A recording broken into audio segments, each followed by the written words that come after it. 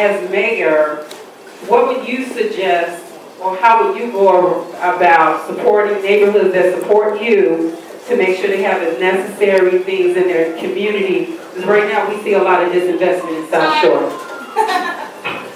But as I said, I think one thing, we need to find new tools for economic development. We need to bring the money here into our communities. And at the same time, when we talk about that, I'm going to hold these kind of sessions on a regular basis throughout the city to hear the people's concerns. I'd rather see it face to face on what we're doing, and rather than have to issue a press release saying how good we were doing. Because we're all going to go to the fifth floor. It's not my office, it's your office. And together, we will do what needs to be done for every community in this city. Okay, because we don't want just any grocery store, and that's the problem with Tell the Two Cities. I agree with you. And when like I said, I was the only alderman who's ever closed a food desert. And it took a lot of effort because there was a lot of fighting with City Hall over bringing it to our community. And it's at Western and Madison.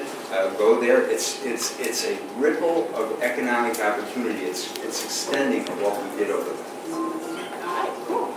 Okay. My name is Joyce Brown, and I'm from the 7th Ward.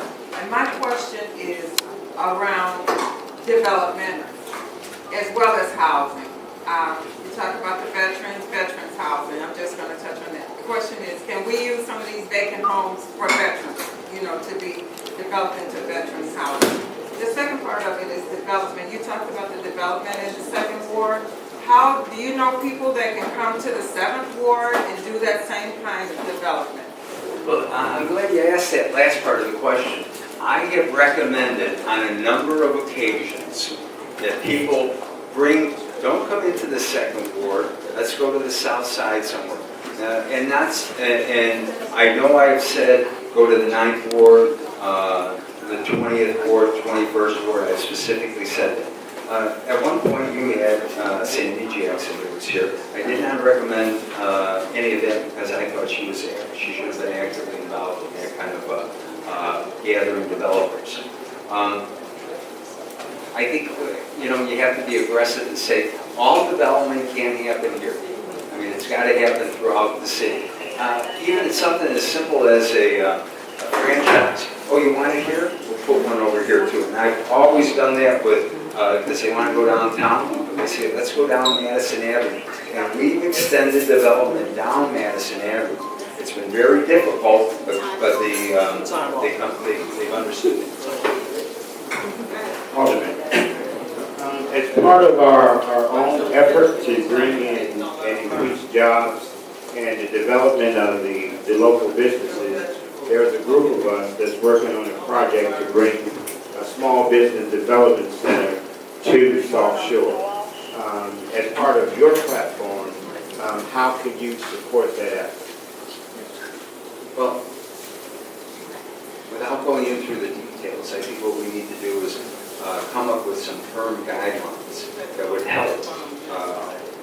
And I'll call that a semi-chamber of commerce in a sense. That's what you really are, what you're doing. You may have another one already over here for how they do it. At the same time, to create benchmarks to assist from the city tools. We need to go back to having grid systems in a sense and having people assigned to them that are knowledgeable both in financing, bringing out the entities there. Also, I think we need bus tours of developers. Let's bring them out here. Let's do it often. You know what? And again, it goes right back to the question. You want to be it down here, downtown? Well, let's go to the west side. Let's go to the south side. We need to do aggressively marketing our areas. All right, and we got one question from the lady in here, and one question from Tom, and we're good to go. All right, hold on, let me reset.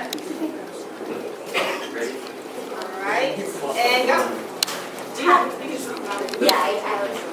My name is Amy Evans, and I've been over here for the last few years, and I've lived everywhere in Chicago, but I've noticed with the businesses within each African American community, different minorities have these businesses, and unfortunately they price gouge the people within the community because they have a monopoly monopolies within those communities. So how can we better fit the landscape of having the people in the community own their own businesses?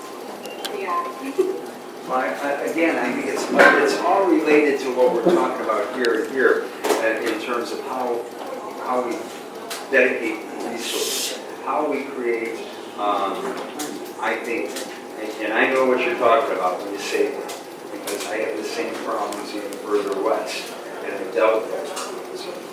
To find resources to help, whether it's some kind of funding, small grants, if not grants, some kind of other ways to help. But at the same time, we need a benchmark that if you're going to open up this business and take our money, whether it's a big zoning project or whatever, and we're going to give you money, you got to hire from our community. By hiring from our community, that way you ensure that the business is well run. Because somebody who's, look at all these folks, they're doing a great job, you know? But if they're not from the community and they're not doing a good job, we would not be here, right? So that's what we need to do. And one last one from here, and then if you all have any questions, what we're going to do is we're going to let you we're going to close out a little bit earlier, so you have time to talk to all of you, talk to each other about whatever other questions you may have. I guess first I'll give you a compliment. You were the first alderman we spoke to from East Grocery Store about solution to underserved communities. That was 3 years ago, and we've launched on some of your suggestions and are looking at Jeffrey Plaza. But what I'm really curious about from you now, maybe a tougher question that maybe you'll have to dance, but there's no way to get to Lakeside from downtown with the kind of road we have today. So it has to get 3 S-curves knocked out of it.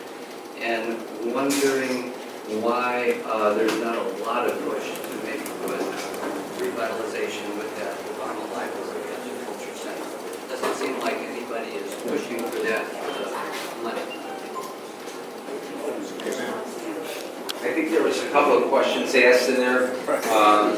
Well, first of all, way back when after he was elected president, I thought we ought to put the Obama Library at 111 Cottage Road, at the old factory site in Pullman. Everybody knows I've been involved in Pullman, but I got $10 million to help rebuild that after the fire happened. But I say that because it's a great location that could help us overall extend economic opportunity from our neighborhoods. As part of Pullman, Robeson, and the whole problem that we have. I did write a letter. I was asked by the University of Illinois Circle campus to write a letter in support of their location. And I did write it. But I think there are ways that, because I think if it's done right, it could be a good economic tool wherever we put it. And the foundation shouldn't be just the one controlling it. We should all be looking at it as individuals in our communities on what's the best spot to put that library for all of us, because it would just enhance economic development. Okay, can everyone please give the auditor a round of applause for coming?